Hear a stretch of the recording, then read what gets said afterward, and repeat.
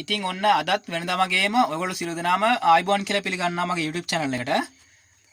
අද වීඩියෝ එකෙන් ඔයගොල්ලන්ට මම මේ පොඩි දැනුවත් කිරීමක් කරන්නේ.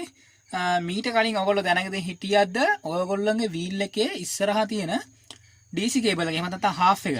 ගොඩක් දෙනෙක් half එක කියලා කියනවා. මෙන්න මේ DC liver එක අදිනකොට එන්ජින් එකේ සිද්ධ වෙන දේ. ඒක අදින්න හේතුව මොකද්ද? ඒක ඇත්තම මොකද්ද වෙන්නේ? ඒක තමයි අද මම මේ වීඩියෝ එක ඔයගොල්ලන්ට කියලා දෙන්නේ. ඒටත් කලින් මම ඔයගොල්ලන්ට කියලා දෙන්නම් මේ DC කේබල් එකේ මේ කියන්නේ මොකක්ද කියලා. හරිද? DC liver එක කියන්නේ යනෝනේ මෙන්න මේකට. ඒ කියන්නේ වීල් එකේ තියෙනවා මෙන්න මේ වගේ ඩීසල් වීල් වල තියෙනවා මෙන්න මේ වගේ liver එකක් අදින්න උඩට. මෙතන තියෙන ස්ටොප් එක, මෙතන තියෙන DC කේබල් එක, මෙතන තියෙන රිවර්ස් එක. මේක වීල් පදින අය ගොඩක් දෙනෙක් දැකලා ඇති. මම දැන් කියලා දෙන්න හදන්නේ මේක මෙහෙම උඩට අදිනකොට මොකද්ද සිද්ධ වෙන්නේ කියලා.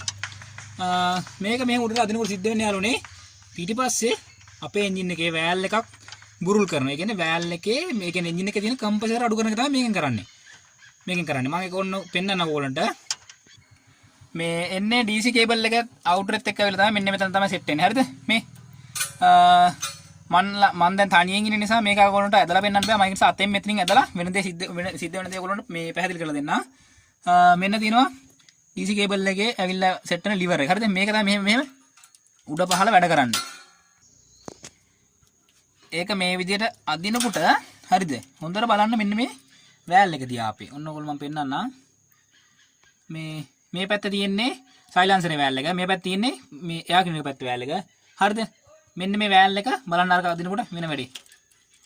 බලන්න පොඩ්ඩක් පහත් වෙනවා. පොඩ්ඩක් පහළට බුරුල් වෙනවා. හරි. ඒ මේ පහළට බුරුල් වෙනකොට තමයි අපේ එන්ජින් එකේ කම්ප්‍රෙසර් අඩු කරන්නේ. හරිද? ඒක සිද්ධ වැඩ කරන විදිහත් මම පෙන්නන්න මෙන්න බලන්න. මෙතන පොඩ්ඩක් බලන්න ඕගොල්ලෝ උතර මේ. දැක්කද? අර liver එක ඉස්සෙනකොට අරක උඩ පහළ වෙනවා. මෙන්න මේ වෑල් එක බුරුල් වෙනවා. ඔයගොල්ලෝ ආයෙත් පෙන්නන්න ඕන බලන්න.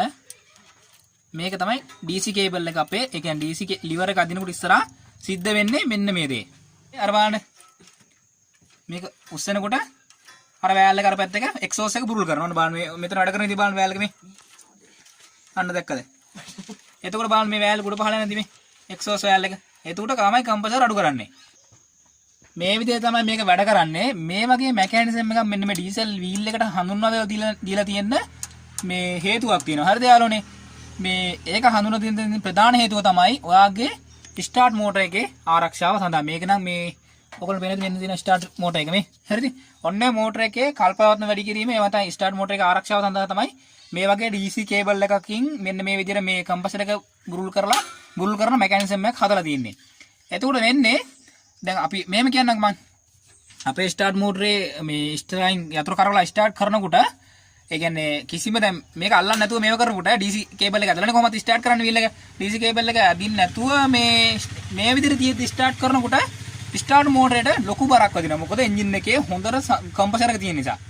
එන්ජින් එකේ ගොඩක් කම්ප්‍රෙසර් තියෙන. ඒකට කම්ප්‍රෙසර් අඩු වෙන්නේ නැහැ. ඒක නිසා ස්ටාර්ට් මෝටර් එකේ ලොකු බරක් වදිනවා. හරිද? එන්නේ බර මෝටරේට වදින බර අඩු කරන්න තමයි මෙන්න මේ වගේ DC කේබල් එකක් දීලා එක පැත්තක වෑල් එකක් බුරුල් කරන්නේ. එතකොට එන්ජින් එකේ කම්ප්‍රෙසර් එක ලීක් වෙනවා. කම්ප්‍රෙසර් එක අඩු වෙනවා. ඒතර කම්ප්‍රෙසර් ලීක් එක මෙන්න මේ සයිලන්සරේ පැත්තට ලීක් කරනවා. එතකොට ඉතින් මෙයාට කිසිම මේ බාධාවක් නැහැ. ටක් ගන්නකොට කිසිම බරක් අල්ලන්න නැතුව කරදරයක් නැතුව ටක් ගන්නකොට ඔයාගේ වීල් එක ස්ටාර්ට් කරලා දෙන්න පුළුවන්. ඒක තමයි ඔයගොල්ලෝ බලන්න මේ DC කේබල් එක අපි අල්ලගෙන ස්ටාර්ට් කරන්නේ වීල් එක DC කේබල් එක අල්ලගෙන ස්ටාර්ට් කරා. හරිද? අල්ලගෙන ඉල්ල අතහැරනවා DC කේබල් අතහැරපුවම වීල් එක ස්ටාර්ට් වෙන්නේ. එතකොට මොකද? අතහැරපුවම සිද්ධ වෙන්නේ අර මේ ඕපන් වෙලා තියෙන භාගයක් ඕපන් වෙලා තියෙන වෑල් එක සම්පූර්ණයෙන්ම ක්ලෝස් වෙනවා. එතකොට වැහෙනවා. එතකොට හොඳට එන්ජින් එකේ කම්ප්‍රෙසර් හිටිනවා. ඒ හොඳට කම්ප්‍රෙසර් හිට ගමන් තමයි එන්ජින් එක ස්ටාර්ට් වෙන්නේ. මොකද එන්ජින් එක ස්ටාර්ට් වෙනවා නම් අනිවාර්යෙන් කම්ප්‍රෙසර් ස්ට්‍රෝක් එක සම්පූර්ණ වෙන්න ඕනේ හරියටම. කම්ප්‍රෙසර් ස්ට්‍රෝක් එක හරියට සම්පූර්ණ වුණොත් තමයි වීල් එක ස්ටාර්ට් වෙන්නේ. ඔය විදිහට තමයි එහෙනම් DC කේබල් එකක් වැඩ කරන්නේ. ඔයගොල්ලන්ට කියලා දුන්න දේ තේරුණා කියලා විශ්වාස කරනවා. මේ මොනවා හරි ගැටලුවක් තිබ්බනම් අනිවාර්යයෙන්ම පහලින් කමෙන්ට් එකක් දායන්න. එහෙනම් ඉතින් මේ වීඩියෝ එක තවත් කෙනෙක්ට වැදගත් වෙනවා කියලා හිතනවා නම් අනිත් සෝෂල් මීඩියා වල ඔයගොල්ලෝ ෂෙයා කරන්න.